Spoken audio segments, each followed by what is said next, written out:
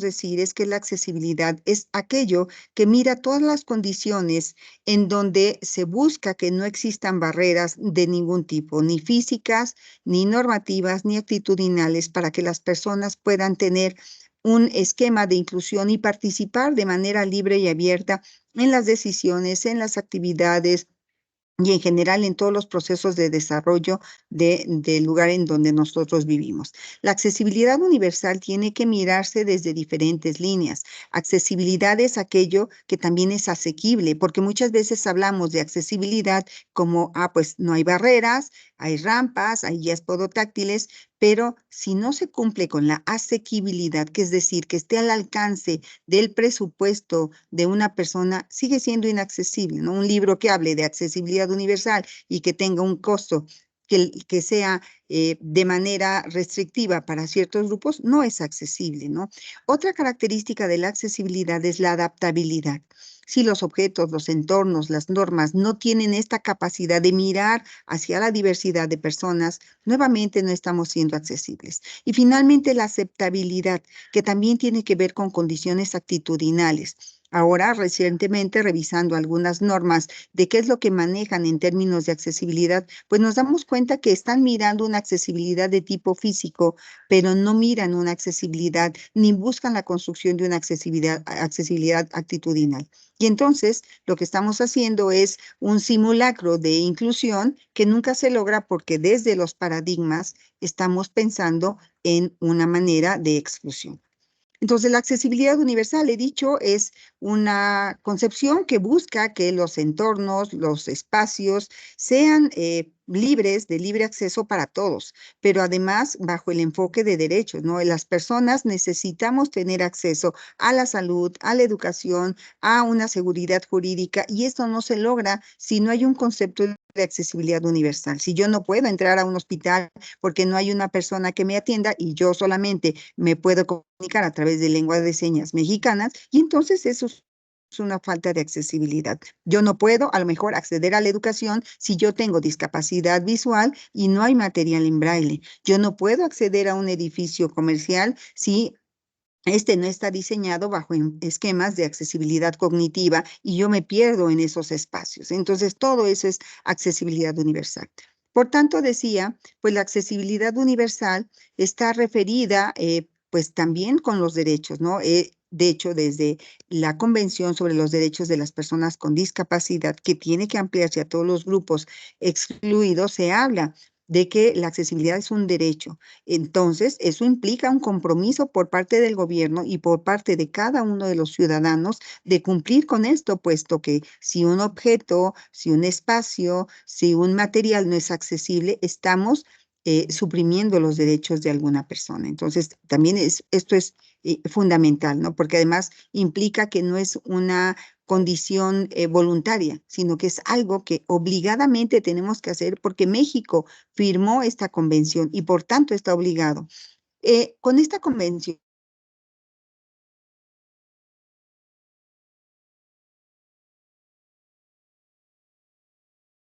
siguientes medidas que, como vemos, pues no están siendo atendidas.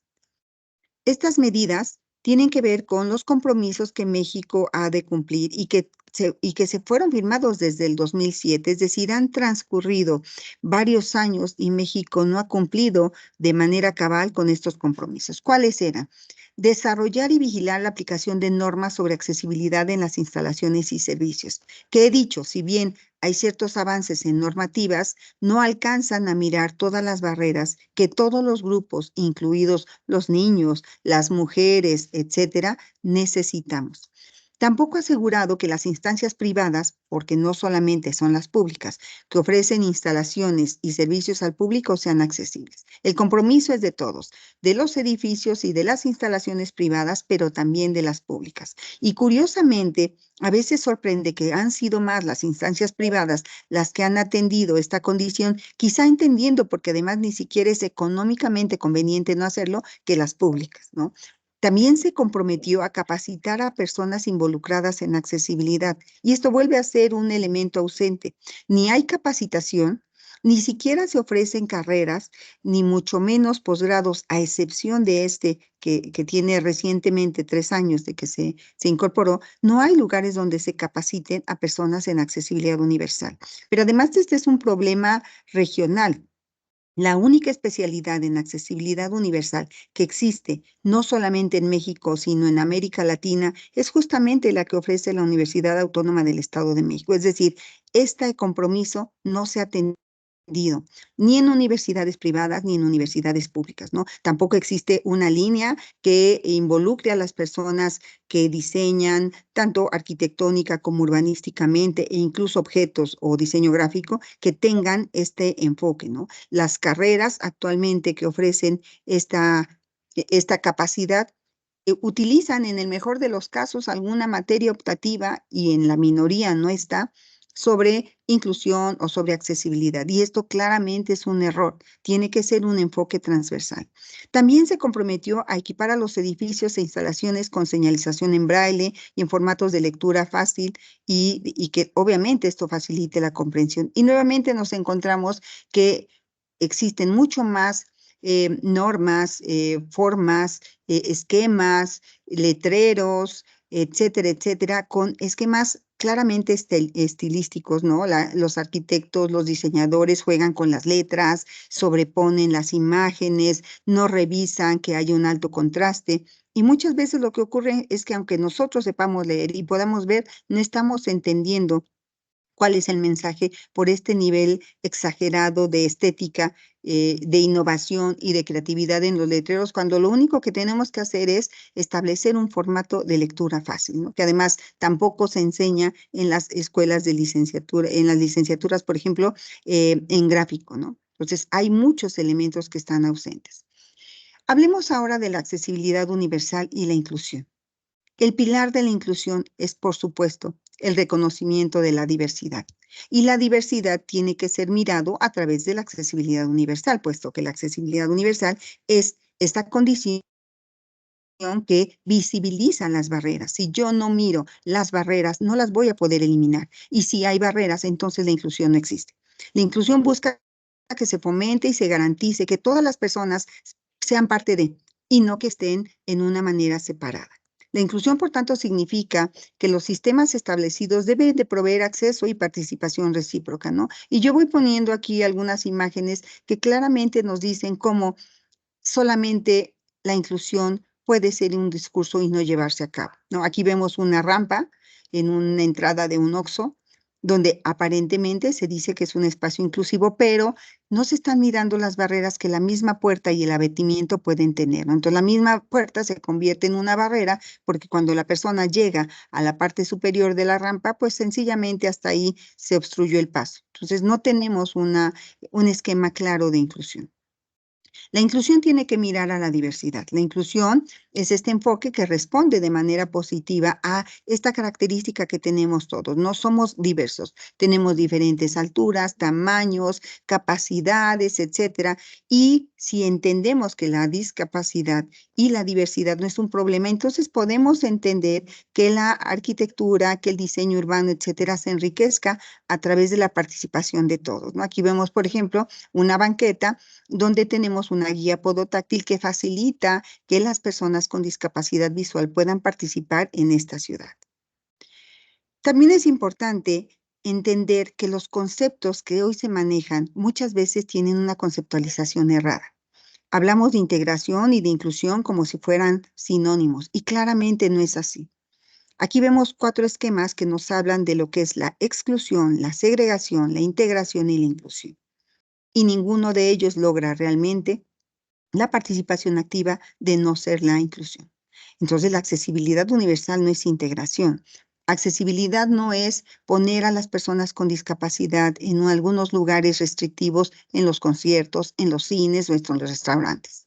Tampoco es cuando, de acuerdo a las condiciones que van a ser señaladas en los espacios, se les segrega, se les excluye o sencillamente no se les permite una participación activa. Entonces, aquí los esquemas son muy claros. Solamente es inclusión donde podemos compartir los mismos espacios todos con características que nos permitan hacerlo de una manera positiva.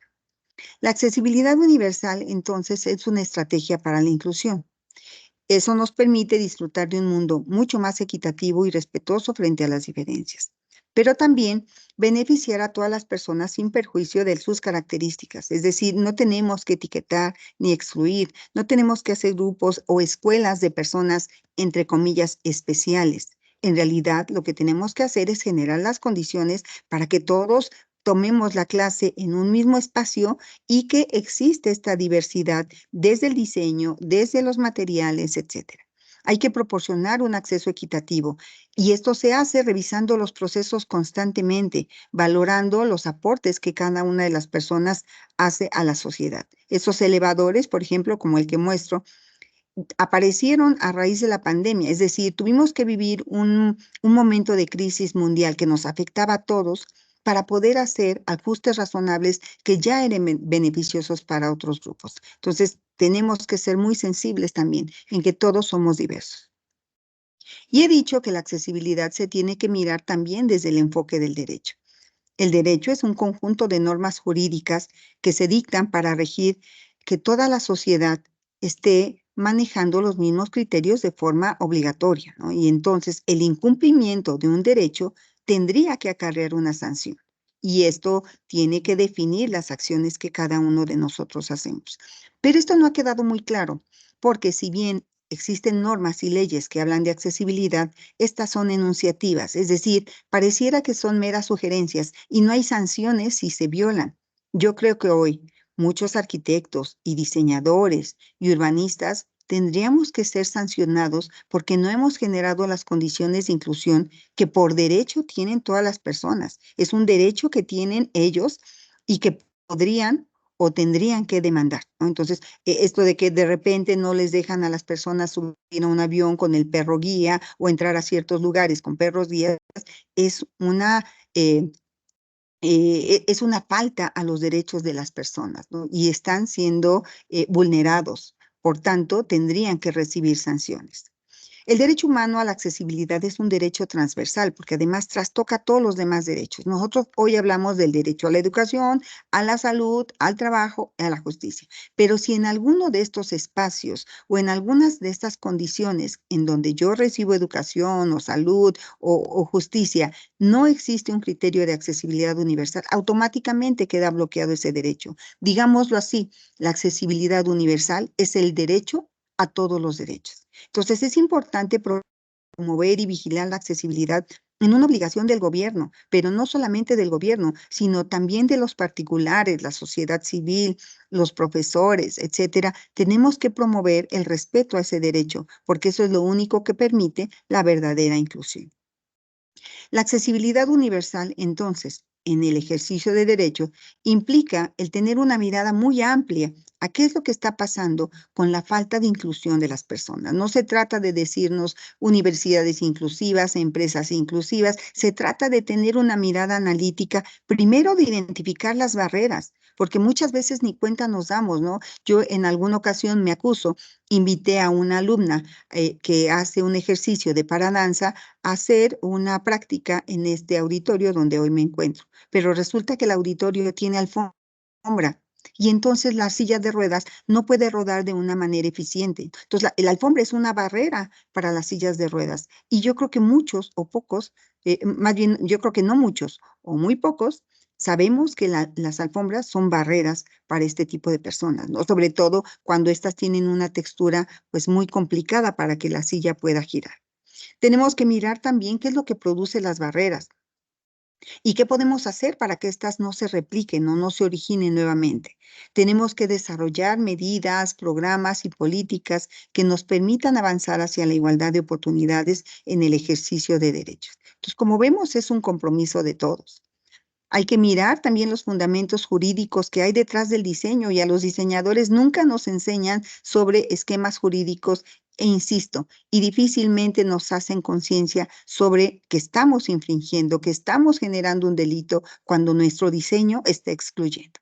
Es necesario crear una conciencia del compromiso que los diseñadores gráficos, industriales, urbanos, arquitectónicos tenemos con la accesibilidad, pero también para todas las personas, desde el entorno donde estemos, desde la manera en que manejamos programas académicos, incluso las competencias que pensamos que se deben desarrollar, desde si yo estoy empresario, a quién estoy ofreciendo mis servicios y qué condiciones tengo para que las personas no queden excluidas. Entonces es muy importante tener esa mirada siempre presente. Y llegamos al diseño universal. Muchas personas creen que accesibilidad universal y diseño universal es lo mismo. El diseño universal es útil bajo ese esquema, el diseño, pero la accesibilidad universal es mucho mayor. La accesibilidad universal está mirando barreras normativas que no mira el diseño universal, barreras actitudinales que tampoco mira el diseño universal. Está mirando cuestiones de accesibilidad cognitiva que tiene que mirar cómo desde la neuroarquitectura los espacios tienen que ser comprensibles, los espacios, los objetos, etcétera. Eso no lo mira el diseño universal. Es una mirada que es importante, pero no es la única. Entonces, el diseño universal es uno de los varios instrumentos que la accesibilidad universal tiene para eliminar barreras. Y esto es importante porque si desde el diseño de los objetos, de los espacios, de los programas académicos, de los contenidos de un programa académico, tenemos criterios universales, es más fácil que logremos la inclusión. Por ejemplo, estamos viendo estos mingitorios. Los mingitorios comunes, los comerciales, no tienen este esquema. Están colocados a cierta altura que bajo estándares antropométricos y ergonométricos se establecen. Pero esos estándares obedecen a cierto prototipo de personas que generalmente no son usuarias de silla de ruedas o que no son de baja estatura o que no son niños o que no son adultos mayores y su estatura se ha rebajado. Miran a personas que están activas, que son jóvenes, que tienen ciertas condiciones y entonces el espacio está diseñado para ellos. Por ejemplo, aquí en la escuela, en la facultad donde yo estoy, les puedo compartir el caso de que vinieron y colocaron los mingitorios y los hombres no alcanzaban a usarlos por la altura que le dieron. En cambio, este objeto que estamos viendo en la pantalla es un mingitorio que tiene una base de menor altura. Por tanto, es útil para niños, es útil para una persona en silla de ruedas, es útil para una persona adulta mayor y también es útil para una persona de estatura convencional. Es decir, es útil para todos. Y el único cambio que se hizo obedece a este esquema de adaptabilidad.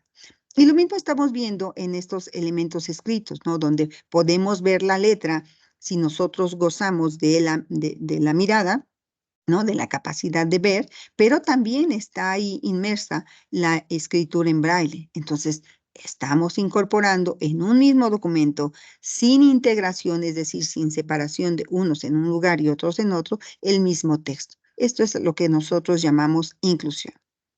¿Y qué tiene que ver aquí el diseño? Bueno, el diseño se entiende como un proceso que busca solucionar algo. Pero curiosamente, cuando el diseño no está bien desarrollado, en vez de solucionar algo, lo que va a hacer es a generar una serie de complejidades que excluyen a las personas. Entonces, el diseño busca el desarrollo de un proceso para tener una solución idónea a cierta problemática, tratando en lo posible de que sea práctico y estético. Pero aquí el problema en la enseñanza del diseño es que dejamos fuera los primeros renglones y solamente hablamos de que el diseño ha de ser práctico y estético. Y entonces resulta ser que como obedecemos a ciertos estándares de usuarios, es útil y práctico solo para algunos, ¿no? Y estético, pues solamente también para quienes pueden tener ese privilegio. Pues aquí miramos una serie de intervenciones, en algunos casos caprichosas, ¿no? Grandes escalinatas o esquemas, por ejemplo, que pueden propiciar el choque, estos grandes cristales estructurales que hoy utilizamos y que parecen ser como la arquitectura o las propuestas de diseño de vanguardia, pues provocan muchos problemas, por ejemplo, para personas adultas mayores o para personas con debilidad visual, porque no alcanzan a distinguir el cristal y chocan con los cristales, sobre todo, por ejemplo, estos de piso o techo, o estas mesas de centro, por ejemplo, que son de cristal, que la mirada no percibe excepto lo tectónico, y entonces no se da cuenta que ahí hay un elemento y la gente se golpea. Pero esto los diseñadores muchas veces no lo ven, porque han privilegiado lo estético. Si nosotros privilegiamos lo estético, es muy probable que estemos dejando fuera a personas en estos esquemas de inclusión. El resultado, pues entonces sería un diseño urbano, arquitectónico, industrial y gráfico que pueda ser excluyente, ¿no? Que deje afuera o que permita o posibilite la inclusión de grupos que normalmente no hemos considerado. Para ello existen lo que llamamos ajustes razonables. Los ajustes razonables son mencionados en casi todas las normativas como una manera, digamos, económica e inmediata de resolver los problemas de inclusión, pero no son las soluciones ideales, ¿no? Un ajuste razonable es, bueno, yo hice muchas escaleras y entonces un ajuste razonable es pongo elevadores. Pero en caso de incendio, en caso de que haya una falla de energía eléctrica, los elevadores no van a funcionar. ¿Y qué va a pasar con una persona con discapacidad si quiere subir o bajar? Entonces es eso, un ajuste razonable, un esquema que resuelve a medias una necesidad. En cambio, si nosotros pensamos en diseño universal, la respuesta o el planteamiento sí puede resolver de raíz un problema, ¿no? Entonces, un diseño universal implicaría, pues no voy a poner tantos niveles y los niveles que tenga los voy a resolver con una rampa que no requiere de energía eléctrica o de algún otro tipo de condición para usarse. Aquí estamos viendo otro esquema, ¿no? Este ajuste razonable que se hace en los conciertos. Ponemos algunos estrados especiales para personas usuarias de sillas de ruedas, pero no estamos resolviendo de raíz. Yo tengo muchas personas que conozco que usan silla de ruedas y que igual que cualquiera de nosotros gozan de los espectáculos musicales y que también acuden a ellos en compañía de sus amigos. Pero ¿qué pasa con ellos? Ellos tienen que separarse de los amigos en los conciertos porque ellos tienen que permanecer en una zona y los amigos en otra. Entonces son nuevas formas, diversas formas o de exclusión o de segregación o de integración, pero jamás de inclusión. Los ajustes razonables, he dicho, son aquellas modificaciones o adaptaciones que se hacen para garantizar que una persona, independientemente de su condición, que puede ser discapacidad física, sensorial, mental, intelectual, pero sumemos también la edad adulta, la demencia, el Alzheimer, el sobrepeso, la baja estatura, etcétera, etcétera, que todos podamos tener acceso pues a todas las acciones, ¿no? Al estudio, al trabajo, etcétera, en igualdad de condiciones. Esos son los que conocemos como ajustes razonables. Y los ajustes razonables tienen que estar en todos los espacios. Este esquema, por ejemplo, muestra cuáles serían los tipos de ajustes razonables en términos de educación. ¿En dónde tenemos que mirar que esté siendo inclusivo? Bueno, en la comunicación y en la información. Así es de que si yo estoy en una escuela, yo tendría que tener intérpretes de lengua de señas o como profesora quizá tendría que saber usar lengua de señas, pero también braille y tener material accesible, material que pueda ser leído por los dispositivos. Si yo tengo, por ejemplo, un PDF con toda la seguridad posible, pues va a ser imposible que una persona pueda detectar la información que está ahí. Tiene que estar en texto plano, en texto legible. ¿Cómo podemos identificar? Bueno, si un PDF ustedes seleccionan y pueden copiar y pegar, significa que un dispositivo lo va a poder leer. Pero si lo han asegurado tipo fotografía, es inaccesible. Pero también hay que pensar en que los ajustes razonables se tienen que hacer en cómo estoy diseñando una actividad, ¿no? Desde si vamos a salir, si vamos a, no sé, a jugar con algún elemento, cómo voy a hacer la adecuación, cómo voy a hacer los ajustes pensando en todos y en los materiales que voy a ocupar y en los contenidos del currículum, ¿no? Porque si estoy cerrada y pienso que un arquitecto sí o sí tiene que ver, porque sí o sí tiene que hacer planos, entonces no estoy comprendiendo todo lo que es la arquitectura. ¿No? Arquitectura también requiere de investigación y a lo mejor yo no tengo la capacidad de dibujar, pero tengo la capacidad de investigar a través de todos estos ajustes que hoy a nivel tecnológico son cada vez mayores. Pero también tengo que ajustar la jornada escolar, ¿no? ¿Qué tiempos voy a manejar? ¿Qué condiciones tienen mis alumnos? Y por supuesto, la infraestructura y los espacios. Yo no me puedo decir inclusiva y entrar a una escuela que solamente existan escaleras o que la única opción sea el elevador, porque entonces realmente no estoy resolviendo de raíz una necesidad. El diseño universal, hemos dicho, Es denominado también diseño para todos. Diseño para todos fue el enfoque que, sobre todo en los países escandinavos, se dio desde los años 60. Y Estados Unidos desarrolla en Harvard el diseño universal, pero básicamente corresponden al mismo enfoque, a la misma línea. ¿Qué es lo que significa? Bueno, pues es este diseño que dirige sus acciones para que todos los objetos y los entornos puedan ser utilizados por el máximo número de personas posibles, sin que se tengan que hacer alguna adecuación especial. ¿Cuáles son los principios del diseño universal? Bueno, hablaríamos primero de igualdad y facilidad de uso. Cualquier objeto, cualquier espacio tiene que ser fácil de usarse, ¿no? Independientemente de si yo camino o yo no camino, o si yo veo o no veo, ¿no? Entonces, para eso es necesario que los diseños desde la raíz estén pensados en todas las personas. La flexibilidad es otra característica importante. Es decir, que tenga en cuenta un abanico amplio de las diferentes capacidades, personas que vamos a hacer uso de ese objeto, de ese espacio. He insistido en que uno de los grupos más vulnerados y más invisibilizados son los niños. Simplemente volteen a ver el entorno en donde se encuentren y vean que realmente es accesible para los niños, ¿no? Casi hemos inventado un mundo adultocéntrico, donde todo, ¿no? Desde el tamaño de la botella, el vaso, la altura de la silla, etcétera, están fuera del alcance de los niños. Es un grupo vulnerado que no puede demandar porque todavía no está consciente de su vulneración. Y tristemente muchas veces nosotros tampoco lo estamos. El diseño tiene que ser simple e intuitivo, fácil de entender. No importa que tenga yo mucha experiencia o conocimientos, yo tengo que saber cómo abrir una botella, cómo entrar a un edificio, cómo conectar cualquier dispositivo, etcétera.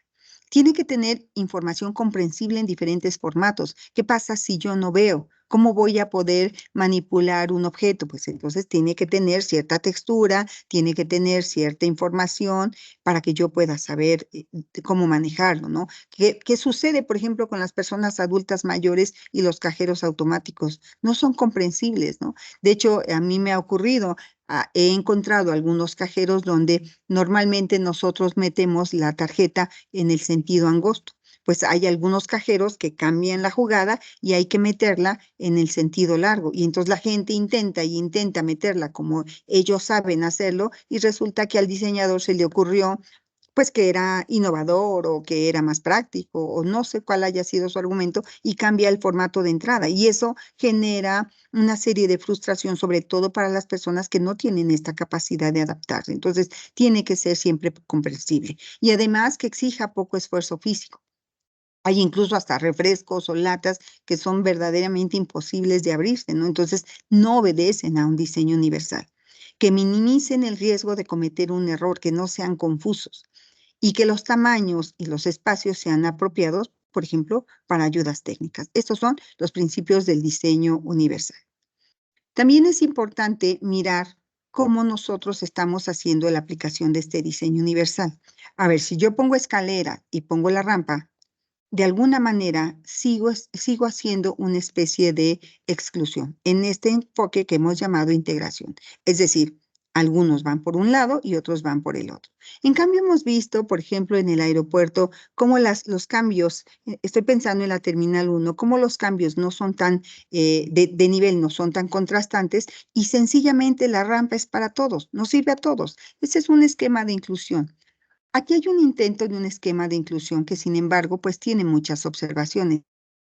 Esta escalera, que es a la vez rampa, tiene como ventaja en que no excluye. Sin embargo, hay que comprender que una rampa siempre requiere de un pasamanos. Las escalinatas mismas requieren de un pasamanos y entonces habría que hacer las adecuaciones para que se cumpla en todos los sentidos.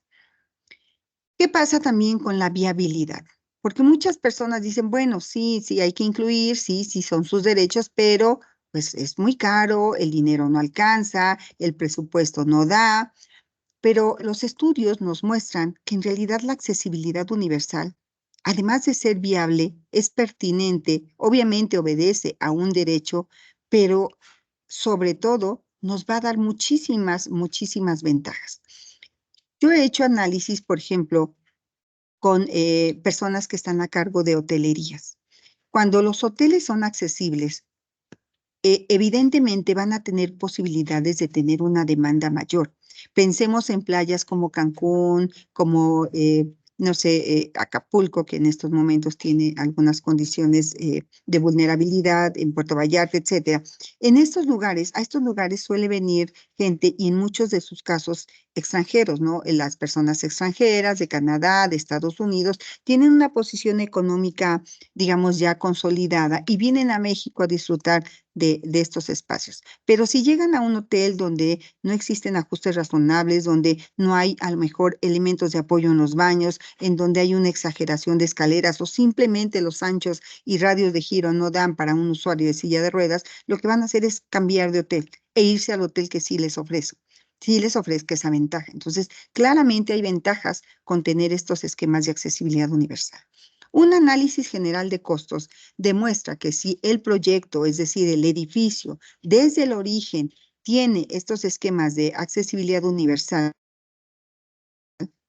supone un incremento de aproximadamente un 2% del costo total. O sea, tampoco es tanto. Si en vez de hacer escaleras, hago rampas. Si en vez de tener desarrollos o desplazamientos prolongados, diseño mi edificio de manera que todo esté inmediato. En cambio, la pérdida económica al excluir a grupos con discapacidad es aproximadamente dentro de 1.37 y 1.94 millones de dólares. Y estos son datos del 2012. Entonces, obviamente también hay un esquema económico detrás, que no debiera, pero que finalmente es lo que a muchos, tanto políticos como empresarios, los mueve. Y aquí están las pruebas, ¿no? A todos nos conviene tener enfoques de accesibilidad universal. Ahora hablemos de infraestructura. ¿Qué pasa con la infraestructura? Bueno, la infraestructura tiene que mirar hacia el diseño inclusivo, en donde tengamos en cuenta a todos los grupos, no solo personas con discapacidad, a los grupos LGTBQ+, a los grupos que están en condiciones de pobreza. Nunca hemos diseñado nada para ellos, ¿no? Simplemente quedan fuera. Los grupos etarios, y aquí entran los niños y los adultos mayores, los grupos originarios que todavía manejan lenguas originarias. La perspectiva de género no es el mismo uso ni el enfoque ni las condiciones de seguridad o inseguridad para hombres que para mujeres y las personas con movilidad, ¿no? Porque todos podemos tener una enfermedad que nos lleva a este estado. Entonces, esto es lo que hay que pensar cuando nosotros estamos diseñando. Por ejemplo, ¿qué pasa con la infraestructura y el género binario? Estamos acostumbrados a concebir a la sociedad en dos esquemas básicos, hombres y mujeres. Y la realidad no es así. Nuestra realidad nos permite entender que existe una gran diversidad de géneros y que por tanto también los espacios tendrían que adaptarse a ello. Estamos, por ejemplo, en este caso, viendo un probador de una tienda departamental. Las tiendas departamentales solamente tienen probadores para hombres y para mujeres, de la misma manera que solamente hay sanitarios para hombres y para mujeres. No se está pensando en una condición universal. Si yo soy lesbiana, si yo soy gay, si yo soy transexual, ¿a dónde puedo ir con toda la dignidad? Porque además es mi derecho a comprar ropa y poderme probar la ropa antes de comprarla. No hay estos espacios, ¿no? Existe una deuda pendiente de los derechos humanos de las personas de estos grupos y su acceso a los servicios. Y entonces la exclusión se da a través de omisión. Si no hay un espacio, ya te estoy excluyendo. Y esto tiene que mirarse nuevamente en criterios de diseño arquitectónico, industrial y urbano. Quitarnos de la esfera esta idea de que solamente nos podemos dividir en dos. No es verdad, ¿no? El género tiene otras condiciones y es derecho de ellos tener espacios dignos. ¿Qué pasa con la infraestructura y la pobreza? También es importante ver cómo estamos replicando escenarios de exclusión, ¿no? Esta fotografía es impresionante porque vemos una barrera donde claramente se ven espacios privilegiados, zonas verdes, etcétera, y la otra parte, ¿no? Y donde existe, por ejemplo, mayor necesidad y donde existe menos oferta, por ejemplo, de agua, de drenaje, de seguridad.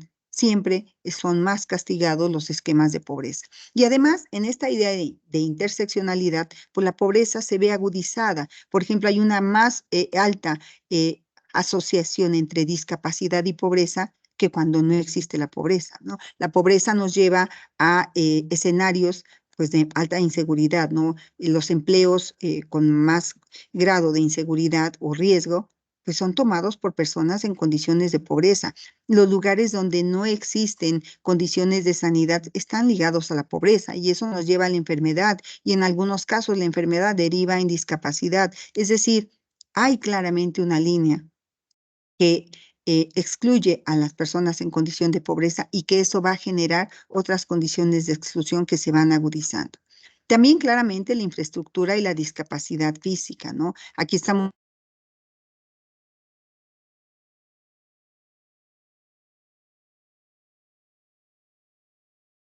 algunos estándares, ponemos una rampa, ¿no? Y esta rampa nos lleva a que, bueno, pues en la rampa se cruzó tristemente un poste y no pasa nada. O esto que es en mi facultad, la Facultad de Arquitectura y Diseño de la universidad, donde, pues como somos inclusivos, tenemos esta rampa que estoy señalando, espero que se vea en el cursor, pero no se resolvió cómo llego del arroyo de la calle a esa rampa, porque ahí hay al menos 5 escalones que las personas tendrán que sortear. ¿No? Y este esquema que vemos en la imagen de en medio, donde la guía podotáctil, bueno, pues tiene que ir sorteando registros y todos los demás elementos que son prioritarios y ya pareciera, ¿no? Ser como un juego de la persona con discapacidad que va adivinando para dónde va a dar vuelta la guía podotáctil, ¿no? O ¿qué pasa cuando diseñamos los sanitarios, donde el espacio básicamente residual es el que se les concede a las personas con discapacidad? Entonces, lejos de ponerles un espacio cómodo e inmediato, no, tienen que recorrer todos los sanitarios para que al fondo puedan encontrar uno que pueda ser utilizado por ellos. La infraestructura tampoco ha tomado en cuenta la discapacidad cognitiva, la falta de comprensión es inherente a la mayoría de edad, ¿no? Conforme vamos creciendo, nuestra capacidad de comprender se va reduciendo y eso implica una mayor demanda cognitiva. ¿Qué pasa si los diseñadores ayudamos a las personas a llegar a su lugar con elementos tan básicos como estas líneas, ¿no? Como estas flechas, como señalética grande, clara, alta, ubicada en lugares donde una persona parada no la cubre? ¿No? Y aquí estamos viendo también en estos baños cómo la información tiene que ser clara, tiene que ser fluida, tiene que estar al alcance de todos, porque los grupos etarios es otro de los grupos más castigados. Y no es solamente ponerles rampas o eliminar los cambios de nivel, es pensar en cuáles son los cambios que sufre el cuerpo. Por ejemplo, las personas conforme llegan a una mayoría de edad empiezan a tener casos de incontinencia, requieren del uso de sanitario con mayor frecuencia que una persona joven. Y sin embargo, a pesar de ser una condición natural del cuerpo humano, no existen los sanitarios públicos en las ciudades. Si uno quiere entrar a un sanitario, tiene que pagar, meterse un Vips, meterse un Starbucks, meterse a algún lugar en donde bajo esquemas de un desahogo económico podemos hacer uso de ellos. Y si yo no tengo dinero y si soy una persona en condición de pobreza y no me puedo dar el lujo de gastar esos 10 pesos o 15 pesos, no tengo un espacio a donde acudir. Necesitamos centrarnos en un diseño pensado en ellos, en desplazamientos y recorridos que sean cortos, porque muchas veces hacemos recorridos innecesarios, por ejemplo, en un centro comercial para tener un mayor acceso a diferentes locales. No estamos pensando en los adultos mayores, no estamos pensando en sus necesidades elementales, descansar, tener espacios para la recreación, para el ejercicio. Considerar también qué pasa con el equipamiento urbano. Recientemente ya empiezan a aparecer casas de día, afortunadamente, pero han sido escasos los espacios públicos abiertos pensados para ellos. Los asilos, las clínicas y los hospitales para atención gerontológica, ¿no? En Europa, por ejemplo, donde las condiciones y frecuencia de los adultos mayores es más alta, pues ya están haciendo algunos ajustes. Sin embargo, aquí en México, pues son realmente escasos, ¿no? Hay que pensar también en los grupos originarios. Ellos tienen una forma de vida que es diferente a las personas que no pertenecemos a ese grupo. No tenemos por qué imponerles formas de vida, materiales, etcétera, que no corresponden a su idiosincrasia y a sus costumbres. Por ejemplo, muchas veces queremos imponer a grupos originarios cocinas cerradas cuando ellos cocinan a la intemperie y esa es su forma de vida. Por tanto, el tratar de imponer una forma de vida a través del diseño es un grave error que claramente excluye. Y en la perspectiva de género, pues tenemos que dejar de mirar a la ciudad como un espacio de producción, como un espacio donde hay que optimizar desde la circulación, los anchos, etcétera. Y eso le ha dado el privilegio al automóvil. Cuando la ciudad es de la persona, es para que la viva, es para que la disfrute. Hay que pensar en una movilidad segura, con calidad de vida, donde las personas adultas mayores, los niños, las mujeres podamos salir, la persona pueda andar en bicicleta. Considerar también la alta violencia de género que existe, sobre todo en nuestro país, diseñar de manera que no haya lugares recónditos, lugares que estén iluminados, lugares donde haya una amplia frecuencia de paso de personas, que son los lugares que se convierten en lugares seguros. La accesibilidad universal. Finalmente, también es importante reconocerla en su dimensión estructural, ¿no? Desde el diseño y la infraestructura. La accesibilidad es una condición que debiera de ser considerada en todas las escuelas para formar y también una dimensión estructural que mide los aspectos físicos, los productos, los servicios, para que puedan ser usados y comprendidos de una manera segura. La accesibilidad es un derecho y eso obliga a que haya especialistas en accesibilidad, ¿no? Que puedan garantizar estos entornos inclusivos, seguros y accesibles. La integración de un eje rector implica también que desde los estudios esto se vaya conformando, se vaya consolidando. Sin embargo, hemos mencionado, ¿no? No existen estudios de posgrado y tampoco contenidos a nivel de licenciatura que nos permitan mirar hacia allá. Esta es la especialidad en accesibilidad que les he comentado, recientemente aprobada en el 2021 y que hoy está tratando de cumplir con una área vacante, ¿no? Generar especialistas en conocimientos tanto de diseño como urbanísticos y un largo etcétera, porque además, bueno, la experiencia nos ha mostrado que no solamente se debe de mirar estrictamente lo urbano y lo arquitectónico y el diseño, sino también hay que tener una mirada hacia lo académico, hacia el diseño participativo, hacia los espacios turísticos, y eso es lo que le ha venido dando pertinencia a esta especialidad, ¿no? Una especialidad que además ha sido promovida por CONACYT. Hoy en día es una especialidad en modo de elegible, es decir, nuestros estudiantes cuentan con beca CONACYT, está tratando de cubrir una demanda nacional e internacional porque he mencionado que no existe una atención hacia estos grupos minoritarios y que lo que se busca es que la evaluación, la promoción y el desarrollo de espacios inclusivos estén considerados pues básicamente en todos sus esquemas. La accesibilidad universal claramente está también ligada al desarrollo, ¿no? Buscamos un mundo más justo, más seguro, más diverso, y esto justamente está marcado en los compromisos del Banco Mundial, ¿no? Habla de desarrollo inclusivo de la discapacidad. Pero también los objetivos del desarrollo sostenible hablan de una calidad de vida, hablan de una inclusión. De hecho, el lema de los ODS es no dejar a nadie atrás.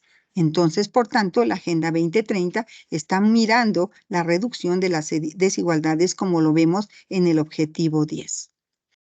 Por tanto, el desarrollo lo vamos a definir como un progreso o mejoría en la calidad de las personas, ¿no? Y esto tiene que ver con aspectos sociales, económicos y políticos. No podemos concebir el desarrollo universal sin inclusión, por tanto, sin la accesibilidad universal. Y aquí tenemos esa frase, ¿no? Sin inclusión no hay desarrollo.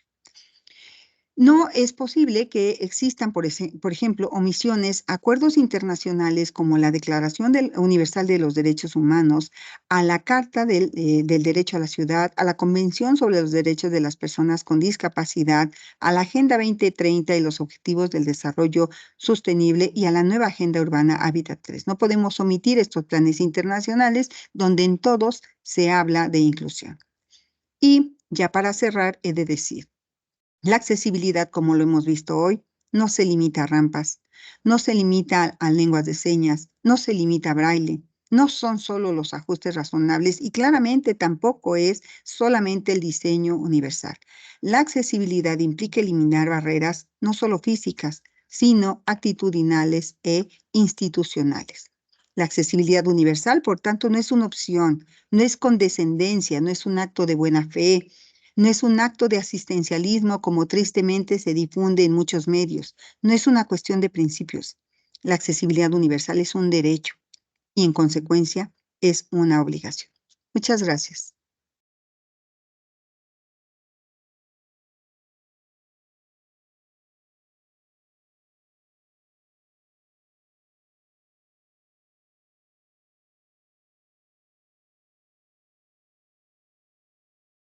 Bueno, debo suponer que aquí es donde tendríamos que tener la intervención de nuestros moderadores.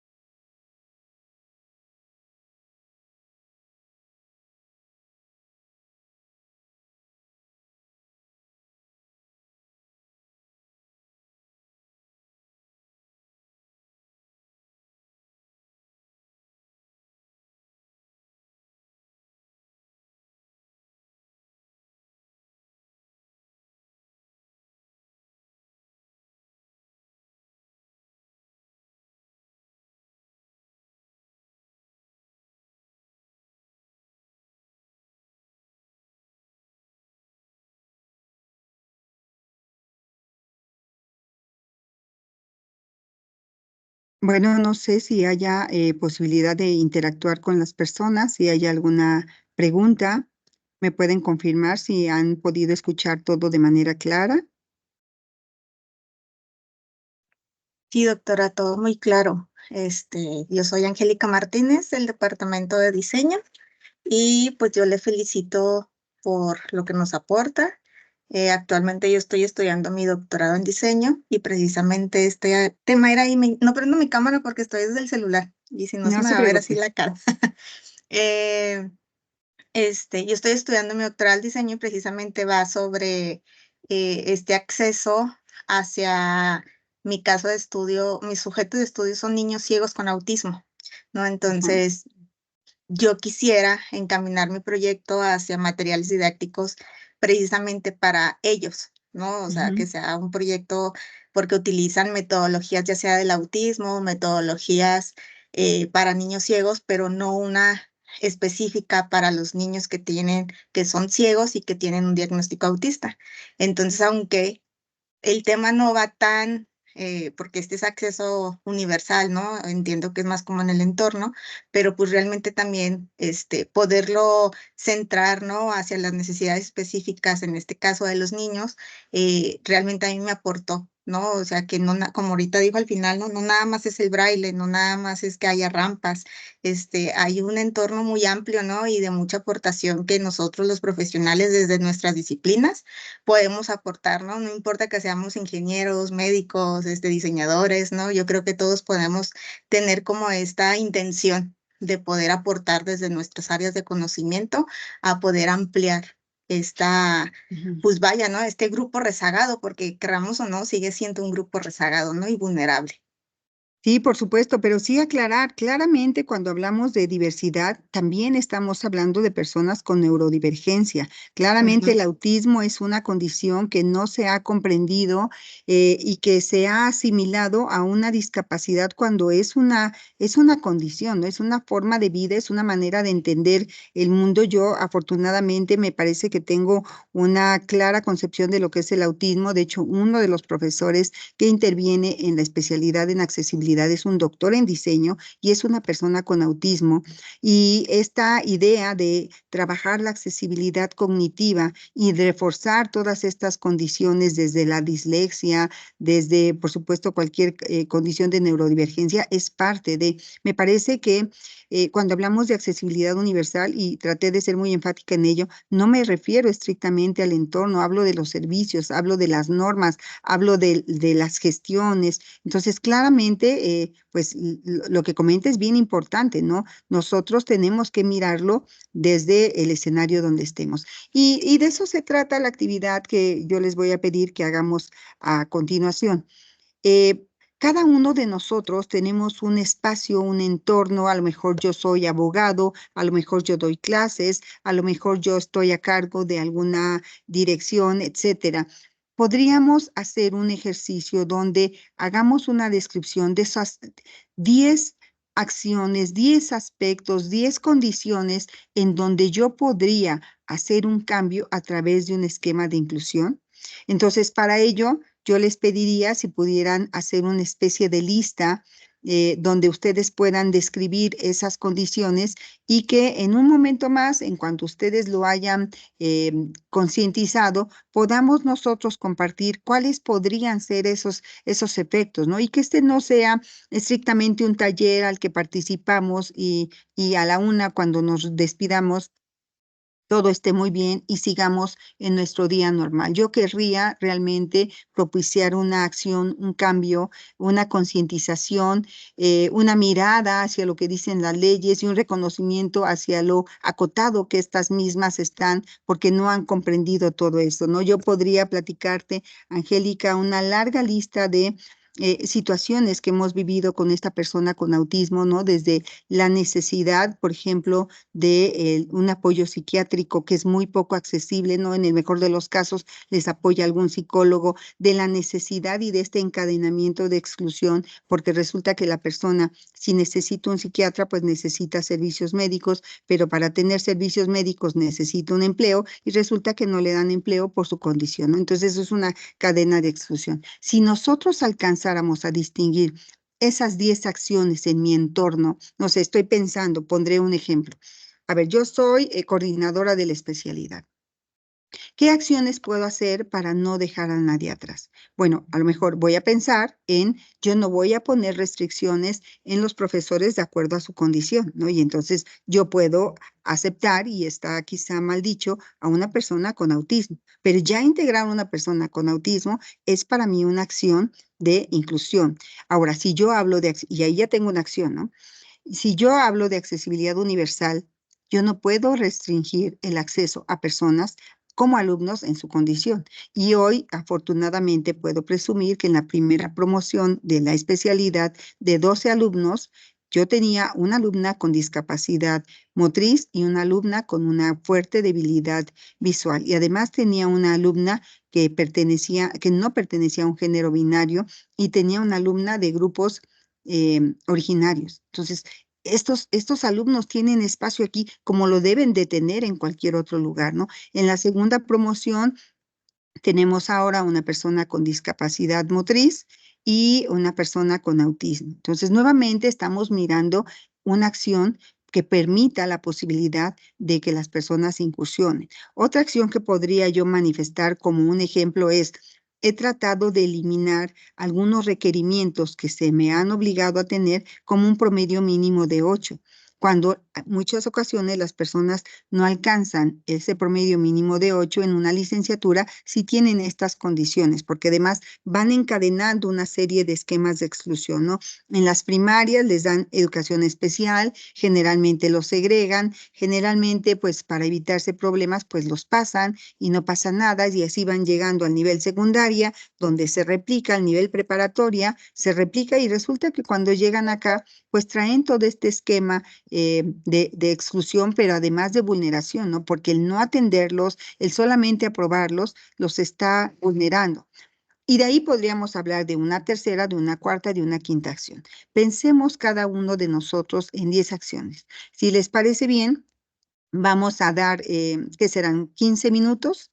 Sí, yo creo que no menos, yo creo que en 10 minutos son las 12:06. Pensemos en las 12:16, para que a las 12:16 sean ustedes los que nos puedan compartir cuáles podrían ser esos cambios, esos ajustes, incluso esa manera de visibilizar, ¿no? Si yo tengo un letrero en la puerta de mi oficina, pero pues resulta que lo hice bien innovador y no se entiende, bueno, pues entonces voy a cambiarlo por un letrero que tenga letra accesible, que sea letra que se comprenda bien, que sea letra en macrotipo, es decir, grande para que cualquier persona lo pueda ver y que además tenga un alto contraste. A lo mejor no voy a poner un amarillo sobre un blanco porque mucha gente no lo va a ver, ¿no? Esos son cambios también que yo puedo empezar a mirar, pero también actitudinales, ¿no?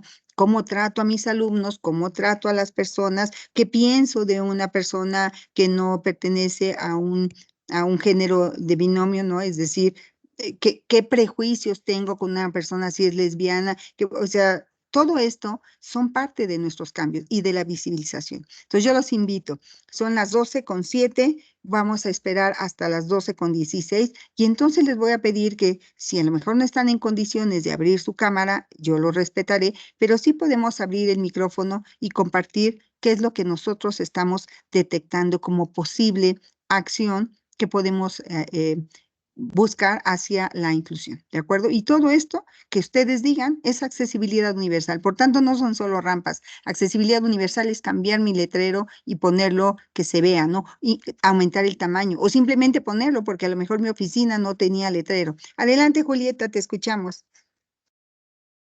Gracias, doctora. Nada más una duda. ¿En este ejercicio es una lista con determinado número de elementos?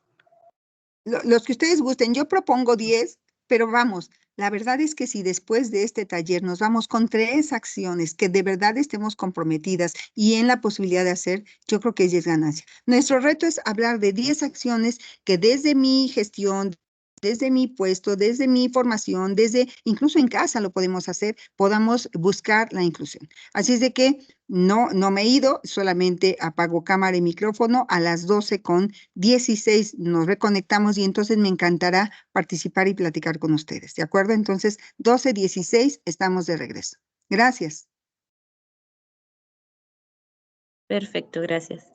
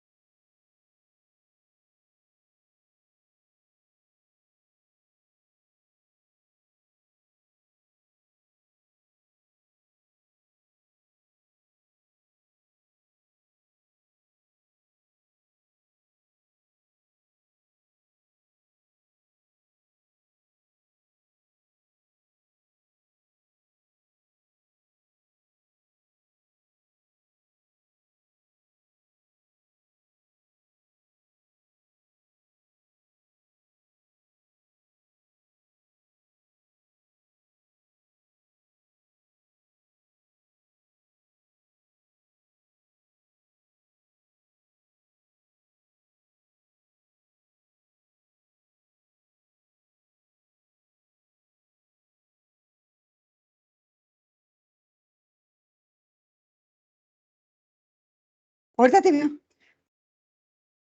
Gracias, gracias. Gracias, Marita, me conectas por ahí. Me voy a estar aquí hasta la 1, no hay problema. Si te quieres voltear con la luz también. Aquí está. ¿Listo? Hola, hola. Bueno, quiero pensar que ya tienen ustedes su lista y que ya podríamos dialogar un poco de estas acciones que nos pueden llevar hacia la inclusión. Adelante, Norma, te escucho. Sí, doctora, ¿qué tal? Buenas tardes, Norma Becerril, de este lado, buen día a todos. Afortunadamente me tocó coincidir en este taller con usted. Yo soy estudiante del doctorado en la UJAT y tengo una pequeñita de 8 años con síndrome de Down. Creo que este tipo de talleres está recayendo mucho en nosotros porque, bueno, pues ya en un par de ocasiones hemos vivido en algunas escuelas, pues el tema de la segregación, inclusive aunque nosotros estamos muy comprometidos con ella y pues ella tiene diversos programas, ¿no? Para su desarrollo en todos los ámbitos. Entonces, dentro de las acciones que pudiera estar observando directamente, que vivo con ella, está una, por ejemplo, me viene a la mente el tema de los sanitarios. Ella pues es muy independiente, inclusive, bueno, pues a sus 8 años, pero sí lo necesitamos en diferentes restaurantes o en diferentes lugares. Todos tienen un sistema diferente y hay algunos que ella no lo puede utilizar, aunque uno le enseñe la fuerza que necesita el WC es mucha y es en un lugar muy específico y es imposible que ella lo haga sola, ¿no? Esa sería una. Otra sería incluir también señalética en establecimientos que les puedan ayudar a procesos que no son tan cotidianos, ¿no? Bueno, pues ella ya sabe comprar, ¿no? Pagar, recibir el cambio, meter la tarjeta, pero hay algunos otros en los que les pudiéramos estar ayudando, a lo mejor en los restaurantes, que ellos puedan ordenar por sí solos con algún sistema de comunicación alternativo que los mismos restaurantes estuvieran incorporando dentro de su mobiliario, ¿no? La persona con alguna capacidad específica que sí tiene la noción de pictogramas pudiera estar ordenando de manera autónoma y que, bueno, la necesidad de un lenguaje claro no sea tan indispensable para el mesero, ¿no? Sino que él mismo pueda ordenar con toda fluidez. Ese sería otro. Supervisar a las escuelas para evitar el tema de la segregación. Le comento, pues ya nos ha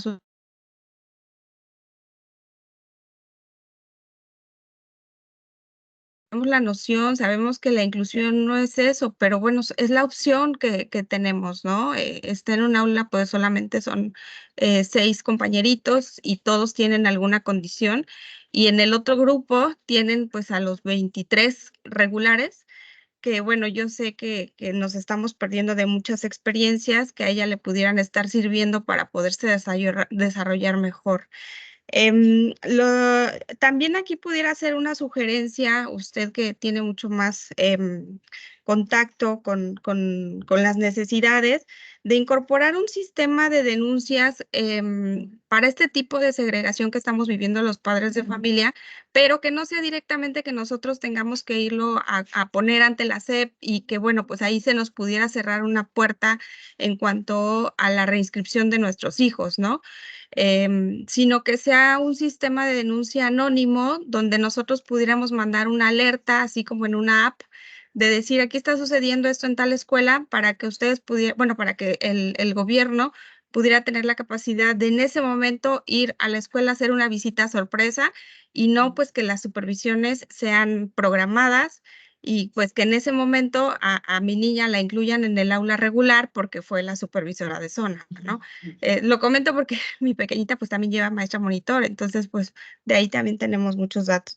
Y finalmente, y creo que la puse al final, pero era la primera, creo que es la primera que debía haber colocado, pues es la capacitación de todos, o sea, no nada más nosotros los padres, los hermanos, los profesores, los docentes, los directivos, porque pues obviamente el acceso el acceso universal pues comienza desde los altos mandos y pues si en una escuela no tenemos el visto bueno para un acceso universal de parte principalmente de la dirección, que es quien va a dirigir todas las acciones que se van a tomar en cuenta, pues va a ser algo muy difícil, ¿no? A lo mejor va a ser una inclusión pues por encima, pero no estamos abordando en realidad las necesidades en todos los campos que ellos tienen y bueno, por haber un amplio espectro en cuanto a las discapacidades, pues creo que sí nos estamos quedando cortos a nivel, pues no nada más de las instituciones, ¿no? Sino a nivel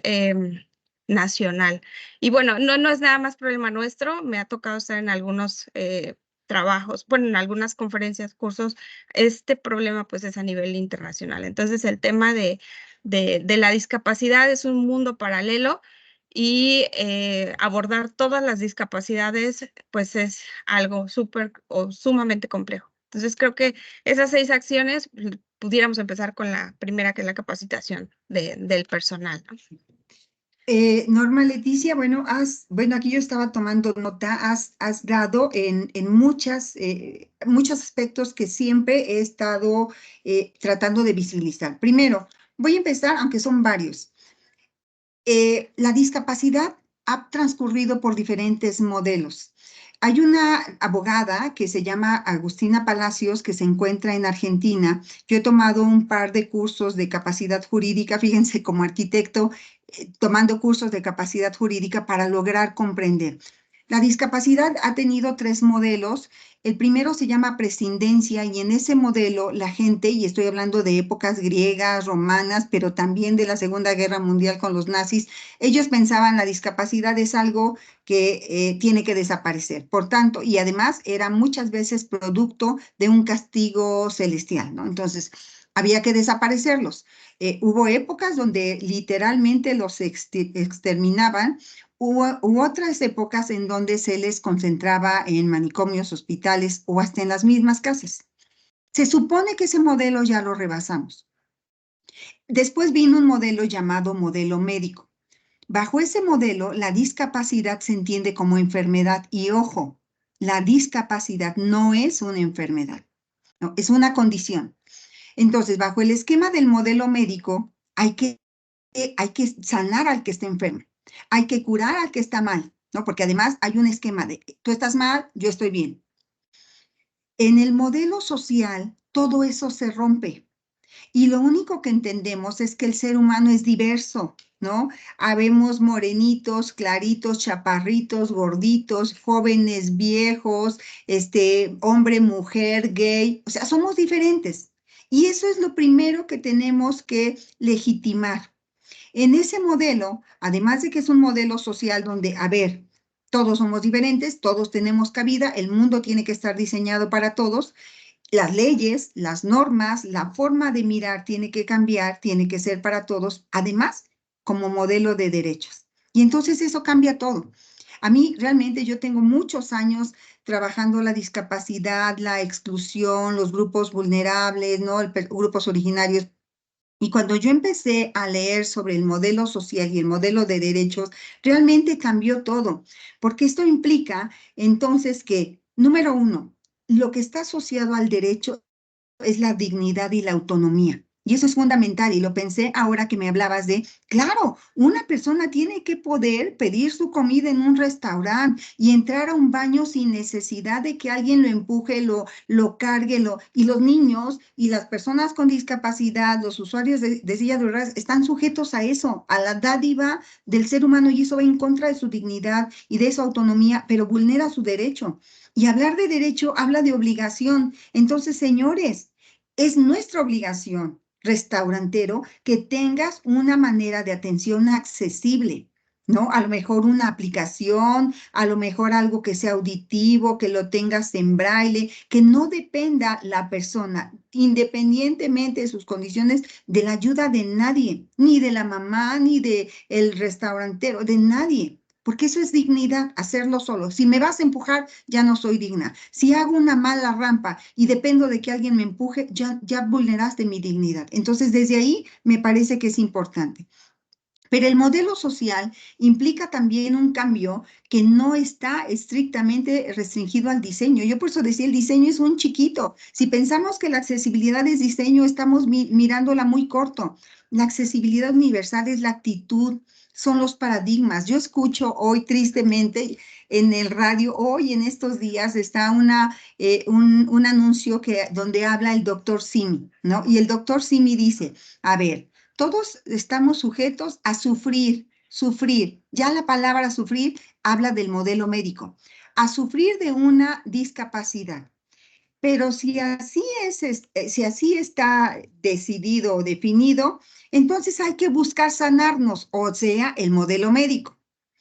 Y si no, atribuirle nuestro sufrimiento a Dios para que sea más llevado. O sea, ¿se dan cuenta? Ese no es el modelo social. Una persona puede no tener un ojo y no pasa nada, o no caminar y no pasa nada, vamos a estudiar, vamos a jugar, De verdad, ese es el modelo social. Pero esto que, por ejemplo, están difundiendo en el radio, es un modelo médico que se supone que ya debimos haber superado, pero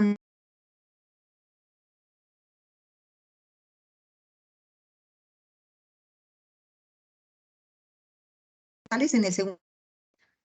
¿Y cómo va a llegar la persona en silla de ruedas? Ay, pues no falta alguien que lo cargue, ¿no? Esos son modelos superados. Entonces, hay que hablar de la parte actitudinal, el cambiar. Por eso estas pláticas para mí son tan importantes y las agradezco, porque son espacios que me permiten decirles, a ver, tenemos que cambiar el chip.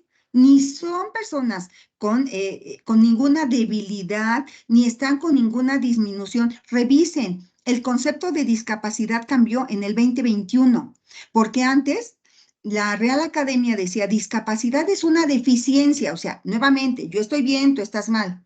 No, hoy dice, la discapacidad es una condición, ¿no? Y eso cambia todo. Ya no estás por debajo, ya no estás sufriendo, ya no es un apoyo, o sea, es un acto de justicia. Y eso, si eso lo entendiéramos todos, y si eso nos lo enseñaran en las escuelas, y si todos estuviéramos conscientes, la actitud cambia. Yo he hecho miles de investigaciones de grupos vulnerados y la vulneración más fuerte no llega en que no hay rampa o que no hay elevador o que hay banqueta y no se indica el cambio de nivel. Ese no es el problema fuerte. Yo pensaba en mi egocentrismo arquitectónico que la arquitectura lo resolvía todo y es una mentira. El diseño es apenitas una parte. Lo que más vulnera, y ellos lo han dicho, es la actitud. Es como los ves, ya sea con lástima o como con miedo o como con rechazo. Eso es lo que verdaderamente vulnera. Y eso no está en las normas. Curiosamente, yo me he cansado de revisar qué dicen las normas. Ah, pues es que México es inclusivo y la salud va a ser inclusiva y los hospitales van a ser inclusivos y entonces le ponen rampas y se solucionó. Eso no sirve. Y además rampas mal puestas, ¿no? Y sin comprensión.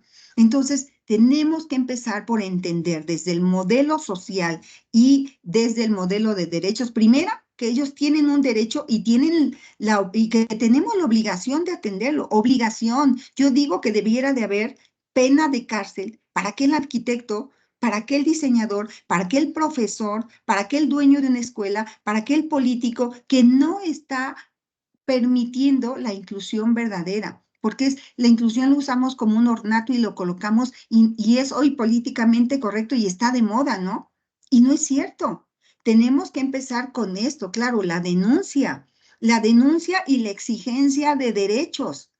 Hoy tristemente nos encontramos en un grave retroceso, ¿no? Los programas que atendían a las personas de grupos vulnerables desaparecen y en su lugar aparece una penosa beca del bienestar. ¿A quién ayuda? Porque además yo he hecho estudios. ¿Saben ustedes que el porcentaje que lo recibe es mínimo? Y que cuando ustedes hacen la división del dinero entre los días, les alcanza para 1 kilo de tortillas, ¿no? Como si con 1 kilo de tortillas viviéramos y dónde van a vivir y cómo van a pagar la renta y cómo se van a transportar y cómo van a ir a la escuela con 1 kilo de tortillas, pero el gobierno se llena diciendo que ya atendió. Entonces tenemos que pensar justamente en esquemas de inclusión, no de integración. Yo también estoy en contra de las escuelas especiales. El gran beneficio de todos al conocernos es ese, comprender condiciones. Y algo que también yo ataco y estoy completamente en contra son los manuales de accesibilidad porque no han entendido. Y hay un problema básico y esto tiene que ver con el sanitario que me decías. Los diseñadores o quienes hacen esos manuales de accesibilidad los hacen desde el escritorio, no hacen diseño participativo, no van y le preguntan a la persona qué necesita. Te lo comento, yo alguna vez hospedé en mi casa, que es la casa de todos, a una persona con discapacidad motriz. Ella tenía que moverse impulsándose con sus brazos de la silla de rueda al sanitario.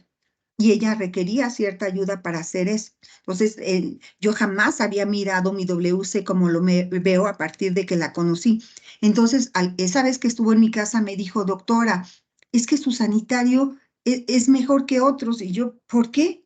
Resulta que el filo de la taza, fíjense, el filo de la taza es más ancho que los normales. Ella no puede usar, y eso los diseñadores industriales ni se han enterado ni les importa. Ella no puede usar la tabla del sanitario que usamos para sentarnos, porque como se mueve, eso le da mucha inseguridad. Ella tiene que sentarse en algo fijo. Entonces, ella no usa la tabla, ella tiene que sentarse sobre la pieza de cerámica. Y al sentarse, necesita apoyarse. Y al apoyarse, necesita un apoyo ancho, donde sus manos se puedan sujetar. Entonces, fíjense, ¿quién había pensado en qué características debe de tener una taza de baño y qué ancho tiene que tener esta parte, ¿no?, del borde de la taza? Nadie lo habíamos visto, ni yo. Si le dijeran a un diseñador que eso es importante, quizá entonces miraran desde otra forma el diseño de los WCs y los harían accesibles. Y esto que me dices, ¿no?, de la dificultad para poderse mover, si lo supiera un diseñador, lo tendría que atender, pero no lo saben y no les importa, ¿no? Seguimos con estos manuales de accesibilidad donde te dice el ancho de 90, el radio de giro de tal, pero ni es cierto, ni siquiera se han enterado que existe una gran variedad, una amplia variedad de sillas de ruedas, dependiendo el uso. Otra cosa que aprendí con ella, por ejemplo, es mucho más fácil para una persona con discapacidad el manejar una puerta no abatible, sino deslizable, porque no tienes que estar sorteando el abatimiento, pero nunca lo vemos. En los manuales no lo dice. A los diseñadores que escriben los manuales no les ha importado sentarse con la persona con algún requerimiento especial y escucharlas y atenderlas y diseñar en razón de ellas. Entonces, es muy importante para terminar, Norma, porque yo me puedo estar aquí 3 horas y quisiera escuchar también a las demás participantes. Es muy importante, primera, hacer conciencia. Y no se trata de una empatía lastimosa de, ay, sí, ya supe que se siente bien feo y ahora las voy a considerar. No, se trata de, a ver, son personas como cualquiera, tienen dignidad y tienen derechos. Y es mi obligación el tener una concepción actualizada de lo que es la discapacidad y lo que son los grupos vulnerables y entender que así como yo tengo el cabello largo, alguien lo tiene corto y eso no nos hace diferentes, ¿no? Y eso no nos exime de tener los derechos a comer en un restaurante, a estudiar una carrera, a ir al hospital, a tener seguridad en todos los aspectos, ¿no? Tengo alumnos con discapacidad auditiva. Hay trabajos en especialidad bien interesantes que, por cierto, se publican una vez al año en una revista de la UNAM. Pero, por ejemplo, él está haciendo ahorita un análisis de las medidas que un hospital debe de tener para personas con discapacidad auditiva. ¿Sabían ustedes que la iluminación de los labios es fundamental porque muchos de ellos practican lectura labiofacial? Y cuando diseñamos para que se vea padre y el juego de luces, pero no estamos diseñando para la inclusión, ¿no? Iluminando para la inclusión. ¿Sabían ustedes que los cubrebocas fueron el peor enemigo de ellos en pandemia? No veían, o sea, ellos, su única forma de comunicarse es leer los labios, tápaselos, están en un mundo oscuras, ¿no? Las señales, por ejemplo, en caso de terremotos son auditivas, el mundo se sale y se pone a salvo y ellos no se enteran de lo que está pasando, ¿no? O sea, no tenemos esa mirada y ese trabajo lo está haciendo él. Y hay unos trabajos que, bueno, a mí me encantaría poderles compartir, a lo mejor yo pondría ponerles mi correo y que me escriban para compartirles todo lo que los alumnos generan. Cada alumno hace un trabajo terminal en la especialidad y todos son trabajos de investigación. La verdad es que he de decir algo, no es casual que la especialidad esté en el Sistema Nacional de Posgrados de CONACYT, es decir, en un posgrado de alta calidad, porque además lo que se desarrolla ahí son programas, productos de desarrollos. Tengo a cargo, pues, en el núcleo académico básico, todos son doctores y todos son SNI, y también en el grupo de profesores tenemos esa calidad de manera que son trabajos de investigación muy dignos, que además no son trabajos trabajos terminales para alcanzar un grado, son trabajos de investigación que implican un compromiso de los alumnos para la sociedad, y la gran mayoría de los alumnos salen de la especialidad y están trabajando. Por ejemplo, esta chica que hace para danza y que fue nuestra alumna que ya egresó, ella está dando cursos de capacitación para infraestructura cultural y enseñarle a los guías y a los dueños de museos qué debe de tener un museo para que pueda ser accesible. Ella ya es especialista. Entonces, creo que estos espacios de verdad son muy importantes, nos permiten escuchar y entender el mundo de una manera diferente y no a manera de dádivas, ¿no? Yo, por ejemplo, estoy muy en contra del Teletón porque manejan la discapacidad como algo para lo cual hay que sentir lástima, alguien que está en inferioridad y por tanto hay que ser bondadosos y ayudarlos. Eso no es verdad, es una condición, ¿no? Yo hoy tengo sobrepeso, es una condición. No me hace menor ni peor, quizá me acerca a ciertas condiciones de vulnerabilidad en términos de salud, pero eso no me hace menos persona, ni menos, y vulnera mis derechos, ¿no? Entonces, creo que tenemos que cambiar de paradigmas. Te agradezco mucho, Norma Leticia, me da mucho gusto conocerte y ahí está mi correo para, por Gracias, cierto, doctora. antes de ti hubo alguien que me habló, no recuerdo si era Angélica, sobre autismo. Soy SNI, soy nivel 1. Tengo muchas publicaciones, quizás cerca de 80 publicaciones, y me acordé, tengo por ahí un trabajo de investigación específicamente sobre autismo y sobre los ajustes razonables que se tienen que hacer en los espacios para las personas autistas, ¿no? Que de repente estas aglomeraciones les pueden provocar muchos problemas, o cuando la información no es focalizada, también les generan problemas. ¿Cómo hacer el diseño en una casa, en una ciudad, para ellos? También hay un artículo y muchos más que les podría compartir. Gracias. ¿Quién más quiere participar en este taller que ya pareciera que es poco tiempo porque nos quedan 20 minutos y solo hemos escuchado un par de intervenciones, pero no importa porque son muy ricas y porque creo que todos nos llevamos algo? ¿Quién más podría compartir cuáles fueron esas 10 reflexiones, esas 10 propuestas que tiene de cómo podemos hacer las cosas diferentes en nuestro entorno, con la gente que atendemos, con la forma, no sé, en que hacemos nuestros proyectos, nuestros diseños, cómo damos nuestras clases, etcétera? ¿Alguna manita que quieran levantar? Angélica, adelante, Angélica. Doctora, muchas gracias. Sí, anoté aquí su correo Sí, y en algún proyecto de mi tesis la cité, no, todavía no tenía el honor de conocerla, pero gracias. en una que habla de la multimodalidad. Exacto. De hecho, ese Sí. es un libro, quiero presumirles, porque aquí en la universidad hay un premio especial que se da en el Día del Maestro que le llaman Cláusula 89. Se hace para, así lo dicen, no lo digo yo, para un trabajo excepcional. Se dieron 2 este año, una para un artículo y otra para un libro. El libro me lo dieron a mí. El libro es este que estás tú citando, Angélica, se llama Multimodalidad Educativa, un escenario posible de accesibilidad en la educación en México, ¿no? Entonces, ahí que digo, que la educación tiene todas las posibilidades de poder integrar y no excluir a través de esta multimodalidad, de esta manera de planteamientos desde los programas, los currículums, la capacitación que tienen los docentes y los directivos y los administrativos, y que de esa manera pues todos podamos tener acceso. Y muchas veces se cree, Angélica, que la accesibilidad beneficia claro, a los que están en una condición vulnerable. No es cierto.